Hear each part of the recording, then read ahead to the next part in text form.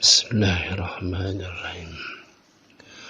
Assalamualaikum warahmatullahi wabarakatuh. Alhamdulillahi rabbil alamin wa bihi nasta'inu ala umuri dunya waddin. Allahumma salli wa sallim ala nabiyyina Muhammad wa ala alihi wa ashabihi ajmain. Amma ba'du. Bapak Ibu sekalian, mari kita lanjutkan berkenaan dengan pembahasan kajian sholat khusyuk dikaitkan dengan ayat-ayat di dalam Al-Quran. Pada kesempatan yang terakhir kita sudah membicarakan 4 ayat yang berkenaan dengan sholat khusyuk, fokus pada 3 kata penghubung, an, ala, dan fi. Kemudian 4 kata, hafizun,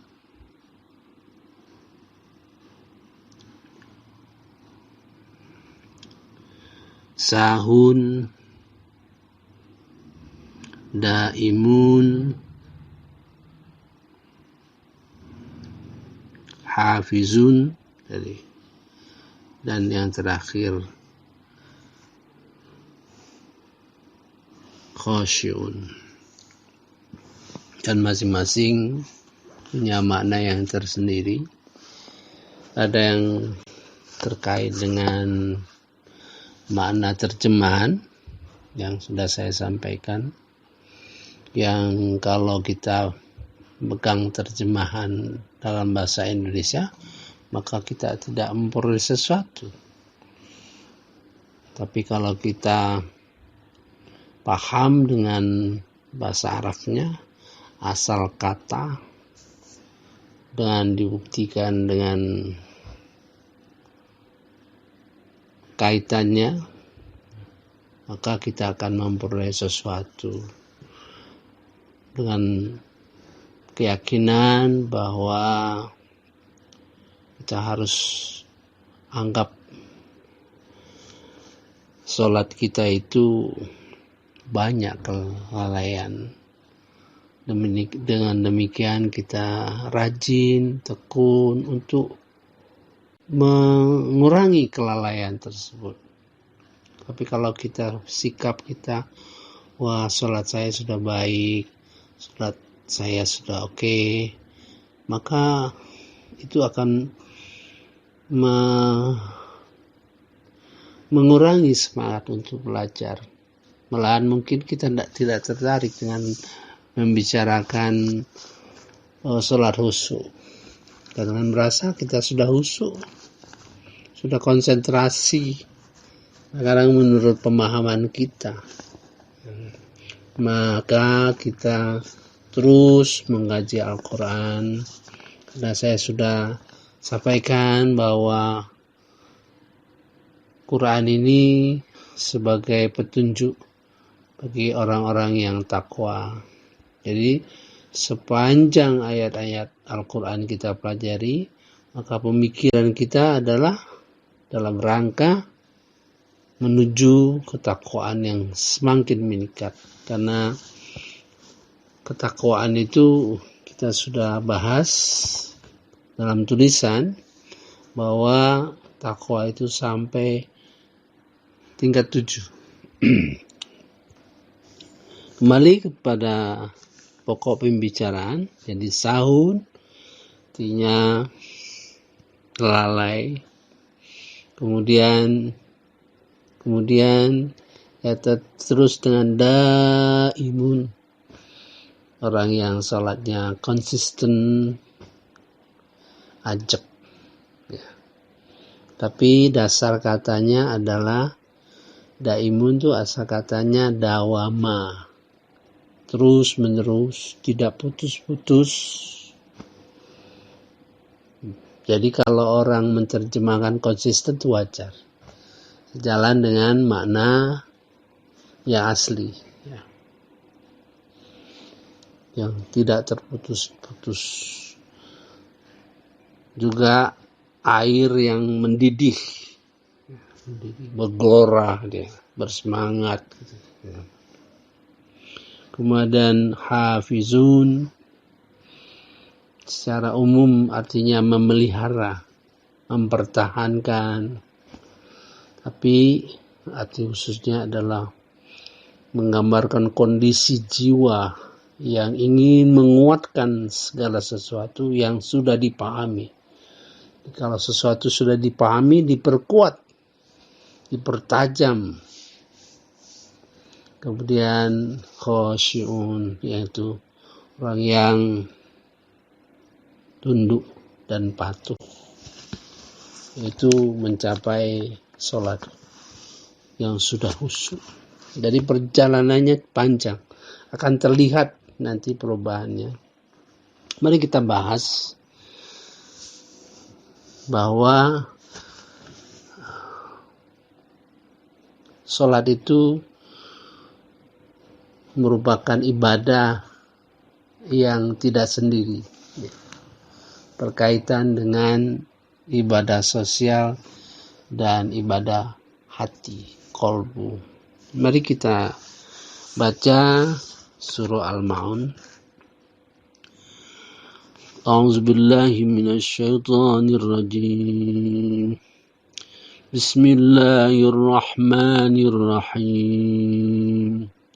أرأيت الذي يكذب بالدين فذلك الذي يدعو اليتيم ولا يحض على طعام المسكين فويل للمصلين الذين هم عن صلاتهم ساهون الذين هم يراءون ويمنعون الماعون. Sadaqallahul azim.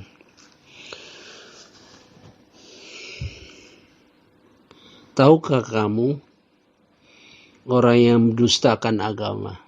Ara'aital ladzi yukadzibu biddin fadzalikal ladzi yad'ul yatim. Maka itulah orang-orang yang menghardi anak yatim. Wala yahuddu ala ta'amil miskin, dan tidak mendorong memberi makan orang miskin, hanya mendorong. Jadi belum memberi makan, tapi tidak menganjurkan, tidak mendorong, tidak mengajak untuk memberi makan orang miskin.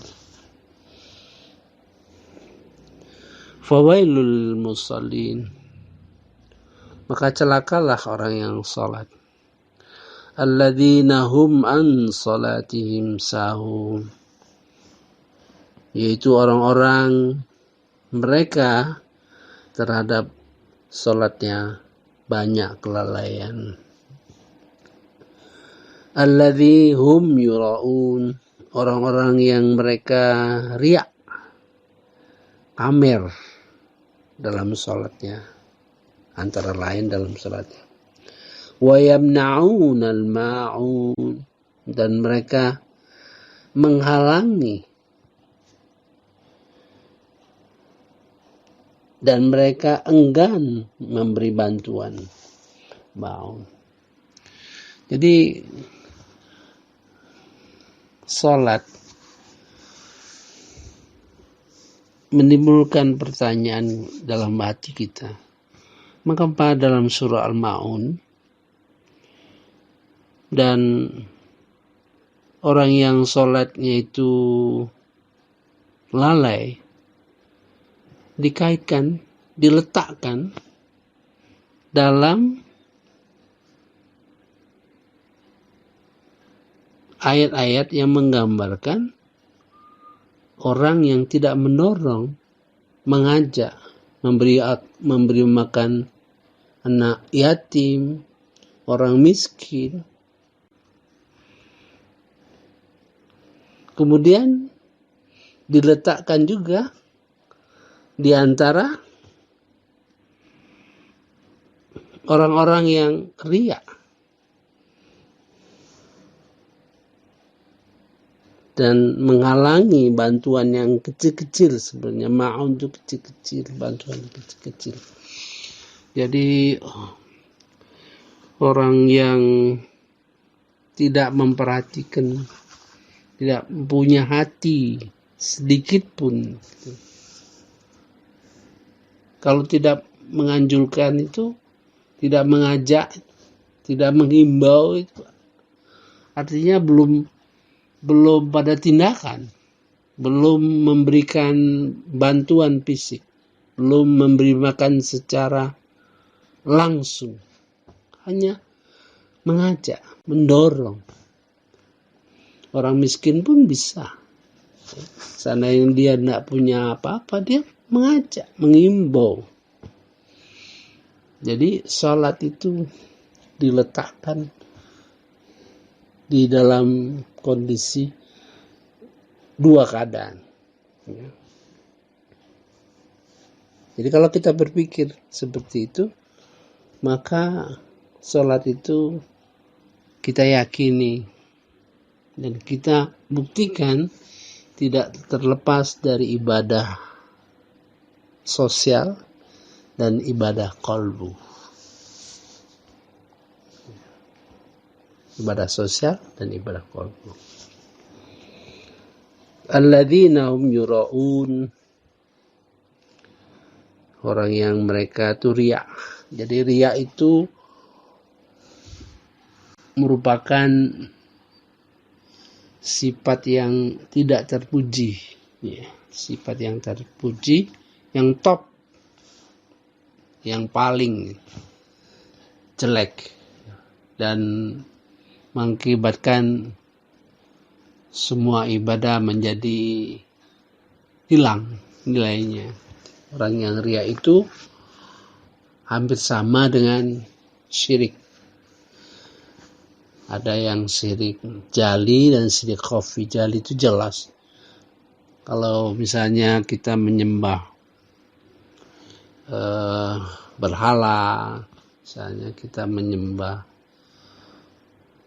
atau menggunakan jimat, itu syirik jali, jelas.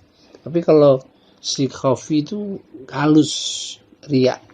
Kadang-kadang tidak terlihat, ya, orang itu riya. Di situ termasuk juga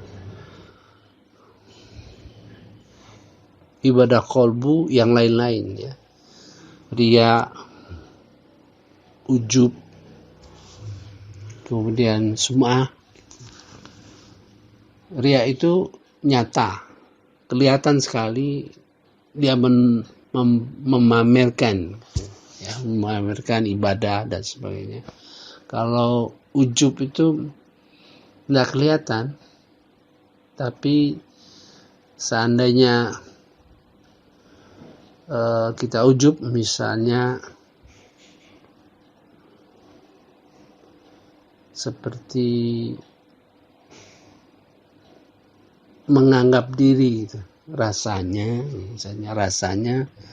kalau di kampung kita, di tempat kita ini, rasanya nggak ada yang sebaik bacaan Quran saya itu. Tapi tidak terlihat.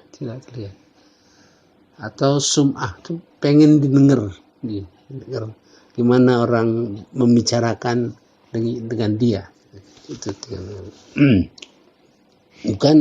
bukan maksud ingin dengar, tapi ingin koreksi lain. Kalau kita dengar bagaimana pendapat orang sebagai bahan masukan untuk memperbaiki apa-apa yang kita lakukan, itu beda. Kemudian wayamna'unal ma'un, dan mereka menghalangi, ya, pertolongan, bantuan yang kecil. Sampai kira-kira dicontohkan, seandainya saya pergi ke suatu tempat, katakan lokasi A, ada teman yang sebetulnya mereka akan pergi ke lokasi A. Kan sudah pantas kalau kita ajak, kita silahkan ikut karena lokasi dan tujuan kita itu sama. Maka orang-orang yang seperti ini, dia katakan, oh saya tidak akan ke lokasi A, saya lokasi B. Padahal dia bohong, saking pelitnya, yang kecil-kecil gitu. Jadi kesimpulan kita bahwa sholat yang menuju khusyuk, ya, kita sudah gambarkan bahwa sholat yang kita bahas ini, sholat yang menuju sholat khusyuk, itu selalu dikaitkan dengan ibadah sosial dan ibadah qalbu. Jadi tidak akan baik sholat kita kalau kita tidak melakukan ibadah-ibadah lain, khususnya ibadah sosial dan ibadah qalbu. Kita akan buktikan pada ayat-ayat yang lain bahwa sholat itu tidak lepas dari ibadah sosial dan ibadah qalbu. Nanti kita akan bahas ayat-ayat selanjutnya. Kita buktikan bahwa ada ibadah sosial di sana, ada ibadah qalbu di sana. Mungkin kalau ini jelas berpisah, ya. Ibadah sosial memberi makan orang miskin dan tidak menghardik anak yatim, ya. Tidak menyepelekan anak yatim, jelas. Terus ibadah qalbunya jelas berbeda. Dan orang-orang yang ria, orang-orang yang tidak mau bantu, ikir, kan kelihatan sekali itu. Saya kira cukup dulu. Wassalamualaikum warahmatullahi wabarakatuh.